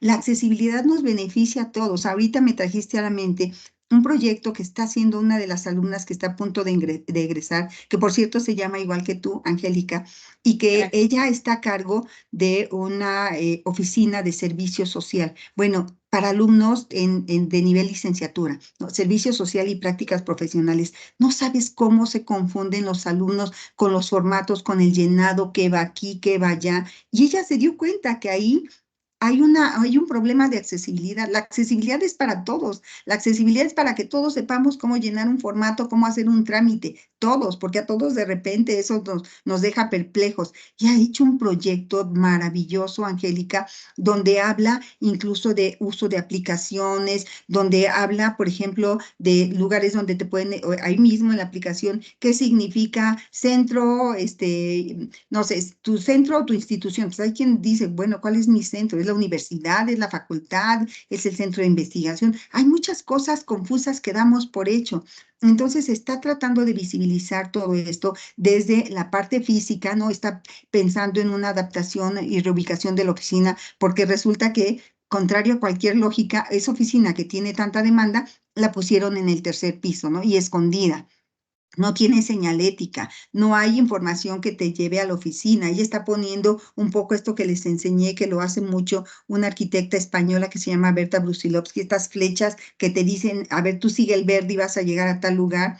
Esa es accesibilidad cognitiva. Si han tenido, por ejemplo, oportunidad de estar en se me está yendo el nombre de este centro de recreación que está en Playa del Carmen, es un parque gigantesco. Bueno, en ese parque hay diferentes rutas. En el piso del parque te van poniendo, a ver, tú quieres ir a las cascadas, te vas por la verde y vas siguiendo la verde, te lleva esa línea en el piso al lugar que tú quieres. Ah, no, tú quieres ir a la playa, Xcaret se llama. Ah, pues ahora sigue la línea amarilla. Eso es accesibilidad cognitiva, eso es hacer las cosas fáciles para cualquiera. Entonces, ese proyecto, por ejemplo, que te comento, pues está mirando ese y beneficia a todos, ¿no? A todos absolutamente. La accesibilidad no es algo exclusivo ni dadivoso para las personas con discapacidad o en situación de inferioridad. No es cierto. La accesibilidad es para todos, que todos podamos entender cómo manejar, cómo hacer un programa, cómo enseñar, etcétera. Entonces, creo que eso también es importante y te agradezco mucho el comentario sobre el libro, Angélica. Gracias. No, muchas ¿Alguien gracias más? a usted, doctora, por compartir. Gracias. Brenda, bienvenida. Hola, Brenda, cuéntanos. Hola, buenas tardes. Bien, pues a mí las acciones, sí luego fueron un poquito complejas el poder decir, bueno, ¿cómo la describo de mejor manera, no? Me acordé de algunas que ya he aplicado cuando, estoy en el aula, pues, yo soy maestra de nivel primaria y, pues, bueno, algunas de las que escribí que me parecen relevantes y que creo que en ocasiones omitimos en las escuelas es los conversatorios entre familias de alumnos que enfrentan estas barreras para que también, sean escuchados cómo vivencia la familia y cómo los otros a veces no nos damos cuenta de la importancia de la accesibilidad, ¿no? Tanto en la parte física como también en pues, en la parte emocional en que Ujú, desarrollamos en los niños, ¿no? La tolerancia, la sí. paciencia, el poder comprender al otro, ¿no? Luego mucho se habla de empatía, pero en realidad, pues, es una palabra que se queda muy corta porque, mm, dejamos como muy en concreto, pero en realidad necesitamos como ampliarla más para comprender más cómo el otro vivencia desde su propia necesidad, ¿no? Ujú, También, por ejemplo, pues que los docentes estamos sí o sí casi obligados a aprender lengua de señas, pues al menos lo ujú, básico, aprender el baile, eh, el que sí tengamos como la oportunidad de tener talleres con especialistas para en un primer nivel, como por niveles, ¿no? Primero comprender qué es esto de la accesibilidad universal, que todavía muchos no comprenden, ¿no? Me hizo acordarme de un compañero docente de la zona que cuando vamos a los consejos técnicos, y sobre todo cuando es el aprendizaje entre escuelas, pues él se mueve en silla de ruedas y vamos a lugares donde en realidad no es fácil para él, ni siquiera su misma escuela donde él se mueve ujú, es, un lugar en el que él pueda tener esta accesibilidad, ¿no? Otros de las acciones que escribí, pues, es el uso de materiales de acuerdo a las necesidades de los sujetos, ¿no? Me acordé de cuando veía en el pizarrón a veces al día siguiente lo que la maestra del turno vespertino trabajó y veía el tamaño de la letra así muy pequeña y yo decía, híjole, si yo siento a veces que la letra no la hago lo suficientemente grande para que todos vean desde cualquier punto del aula, y cuando Ujú. veo esa letra chiquita digo, no, espero que ningún niño de su entorno tenga problemas con la vista, ¿no? Pero sí, o sea, son como acciones tan, a veces que dices, ay, qué absurdo, ¿no? Pero es que son tan importantes para poder lograr esto, ¿no? Y podría enunciar más, pero no me quiero alargar. No, excelente. Y esto que dices es totalmente correcto. Son pequeñas acciones que con tantito podemos ya dejar fuera a alguien, ¿no? Por ejemplo, te voy a platicar un poco la experiencia de la especialidad. En la especialidad, yo siempre he dicho, traigo una especie de, pues no sé si aureola o corona de espinas, que es accesibilidad universal. Entonces, yo estoy comprometida a que todo lo que yo hago busque ser accesible, ¿no? Entonces, ¿qué hacemos? Tenemos alumnos con discapacidad y las condiciones en la facultad no son las mejores, y ya lo vieron, ¿no? Vieron la foto de la rampa, ¿no? Y eso no hay guías podotáctiles, no hay señales accesibles, etcétera. Entonces, ¿qué hacemos? Bueno, lo que hacemos es que hay alumnos que por condición de discapacidad o por condición de que se encuentran fuera de la ciudad de Toluca, toman la clase en línea. Entonces, nosotros tenemos un grupo de alumnos presenciales, nos reunimos en el salón, los alumnos presenciales, y todos los alumnos traemos nuestra computadora y abrimos Teams, de manera que todos estamos en Teams, los presenciales y los que no están ahí. Y para las personas, por ejemplo, con discapacidad auditiva, Teams tiene la posibilidad de tener los subtítulos. Accionamos los subtítulos, así es de que Aarón, que es una persona con discapacidad auditiva, va leyendo los subtítulos. Tratamos en lo posible de que cuando intervenimos, abrimos la cámara y posicionamos, nos aseguramos que la cámara esté viendo a los labios. Además, tratamos de hacer una gesticulación lenta y de hablar de manera que pueda ser comprensible porque él nos está leyendo los labios. Pero también hemos pedido a los profesores que las presentaciones sean en macrotextos, es decir, que haya letras grandes, claras, sin patines, ¿no? Como le llaman los diseñadores, sin figuras que deformen la letra, para que los alumnos puedan tener la información de manera clara. La información se va dando en subtítulos, pero también es oral, pero también queda grabada, porque sobre todo las personas que tienen alguna condición neurológica, pues de repente la comprensión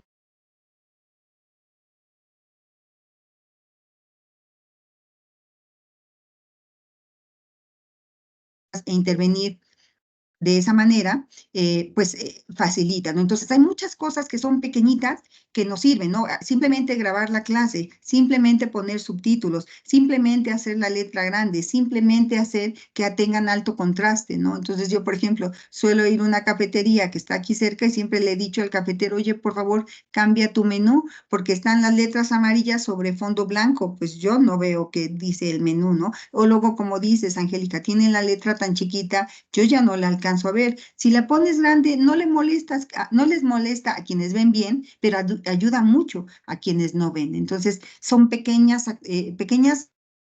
tareas que claramente, ¿no? Quizá traen un poco de la mano esto que tú decías, ¿no? La empatía. Pero la empatía a mí tampoco me encanta. La empatía a veces me causa la molestia porque pareciera ser que porque te entiendo, en una acción de misericordia voy a hacer lo que tú necesitas. Y no, yo sigo pensando que es un modelo de derecho y es una exigencia, ¿no? En algunos países ya hay grupos, ¿no? Estos grupos por ejemplo, hay un grupo en Argentina que le llaman algo así como un movimiento DISCA, ¿no? Están exigiendo sus derechos. Y hacen bien, ¿no? No tienen por qué esperar dádivas. Ellos tienen la posibilidad de exigir. En Inglaterra hay un movimiento que le llaman el movimiento CRIP, que además, fíjense, CRIP, que es CRIP, significa tullido. O sea, ellos mismos usan estas palabras con las que fueron vulnerados como manera de denuncia, y me parece que es muy válido. Pero algo que también es importante mencionar, y es esto, ¿no? Más que empatía, más que tratar de entenderte, es preguntarte, ¿qué necesitas? Ahorita estamos abriendo la tercera promoción de la especialidad. hay 2 personas con sordoceguera como aspirantes. ¿Qué hice? Porque yo no soy experta en sordoceguera. Me dirigí a ellos, una se llama Eneida y otro se llama Darío. Eneida, ¿qué es lo que yo tengo que hacer para que tú puedas tener las clases de una manera cómoda? Ella me explicó, mira, yo me manejo a través de dispositivos, siempre y cuando la lectura sea en texto plano, es decir, en Word o en un PDF que se pueda identificar, a mí el dispositivo me lo lee y tengo un implante coclear de manera que yo puedo escuchar lo que el dispositivo me dice. Ok, cuando hizo el examen de inglés, ¿qué ajuste razonable necesitas? Primero, que no me pongan imágenes porque las imágenes no las lee el dispositivo. Todo tiene que venir en texto plano. Y 2, necesito más tiempo. Ok, se amplía el tiempo. Entonces, no hay como, insisto, ni siquiera la empatía. La respuesta es, pregúntales. Eso que no hicieron los que hicieron los manuales de accesibilidad, de ir y preguntarle a la persona qué necesita, eso es lo que tenemos que hacer nosotros. A ver, ¿qué necesitan? Si ustedes les preguntan a cada persona qué necesitan, entonces tienen información de viva mano, ¿no? Y no tenemos que estar ni siendo expertos ni adivinando. Creo que esa es realmente la solución. Preguntar, considerar. Este diseño participativo, hay quienes le llaman el codiseño, lo hacemos juntos. Tú que eres el que vive la experiencia y me dices tus necesidades y yo que se supone que tengo una información y una formación suficiente para atenderlas. Entonces creo que esa sería de alguna forma la respuesta. Bueno, aquí me dice que nos quedan 5 minutos y no sé si estos 5 minutos los siga utilizando para este intercambio o si intervendrán los organizadores para hacer algún cierre. Fernanda Chacón, ¿estás por ahí? ¿Me puedes decir cuál sería la dinámica? Yo me puedo quedar aquí 1000 horas, pero sé que hay que respetar los tiempos y sé también que estos 5 minutos van a hacer que que la señal se cierre. Entonces, yo estoy atenta a lo que me indiquen o espero otra mano levantada y continúo. ¿Me pueden decir? Bueno, parece que no hay una respuesta, entonces si alguien más quiere participar y bueno, pues en unos minutitos más estaremos cerrando y pues a mí no me queda más que agradecerles el espacio, la invitación, tienen mi correo, mis trabajos frente a lo que la gente pelea, ¿no? El copyright, ¿no? No me copien, lo mío es mío, lo mío es para mí, no, nada. Yo siempre he pensado, a ver, número 1, yo soy SNI, pertenezco al Sistema Nacional de Investigadores. Luego, entonces, CONACYT me paga por generar conocimiento. Entonces, mis libros son gratuitos. El libro que le comenté a Angélica es un libro que está anclado en el repositorio de mi universidad, como todos mis artículos que son open access, es decir, abiertos a todos contra el copyright. Yo soy copyleft, es decir, lo mío es de todos y lo que busco es contribuir. Tengo también páginas de Academia Edu, estoy también en ResearchGate. En todos esos espacios ustedes pueden tomar el trabajo completo, bajarlo, leerlo, analizarlo, pueden hacer un vínculo conmigo. Es decir, yo creo que de eso se trata. Yo creo que es por eso que CONACYT nos paga a los investigadores, porque la investigación no es para llenarme de puntos y llenarme de preseas. La investigación es para que sea útil, ¿no? No como un discurso filosófico, sino algo que realmente pueda contribuir a cambiar este mundo que ya bastante caótico es. Entonces, bueno, nos quedan 3 minutos. No sé, la verdad es que estoy desconectada de Fernanda, que fue quien me hizo favor de invitarme. No sé qué más, que continúe. Adelante, maestro. Aquí estamos, doctora. Muchas Gracias. gracias. Hemos estado siguiendo toda la actividad con mucha atención. Le agradecemos mucho el trabajo y, por supuesto, la participación que han tenido todos los pues, asistentes a este taller. Creo que ha sido un tema sumamente relevante que viene pues, a reforzar esta visión que se está construyendo desde muchas instituciones, que es necesario trabajar en ella para que la inclusión sea verdaderamente amplia y efectiva en todos los sentidos en las instituciones de educación superior y que desde aquí, desde el posgrado, podamos a través de nuestros trabajos de investigación y, por supuesto, a través de la práctica profesional y nuestro ejercicio como estudiantes en las instituciones, pues extender esta necesidad de ampliar la visión de la inclusión en todos los ámbitos de la formación en el país. Así que, bueno, pues sí, con esto estamos concluyendo. Le agradecemos mucho, doctora, este Gracias espacio. a ustedes. todas sus aportaciones, su guía en este tema, y a todos y a todas los asistentes a esta actividad, pues les recordamos que está en el chat la liga para registrar la asistencia. Les haremos llegar la constancia a quienes estuvieron presentes en esta actividad. Y doctora, nuevamente, por favor, también agradezca al doctor Francisco Herrera, representante institucional de la OMX ante el COMEPO, por la gentileza de haber propuesto esta interesante actividad para el programa de apoyo al desarrollo integral de estudiantes de posgrado. Y recordarles a todos que nuestra última actividad está programada para el próximo 31 de mayo, el próximo viernes 31 de mayo tendremos la última actividad del PADEP de este semestre, para que por favor estén atentos y no falten. Los esperamos a todos. Con esto concluimos la sesión del día de hoy. Nuevamente, muchas gracias a todos. Que tengan muy buena tarde, doctora. Gracias. Hasta luego. Hasta luego. Gracias.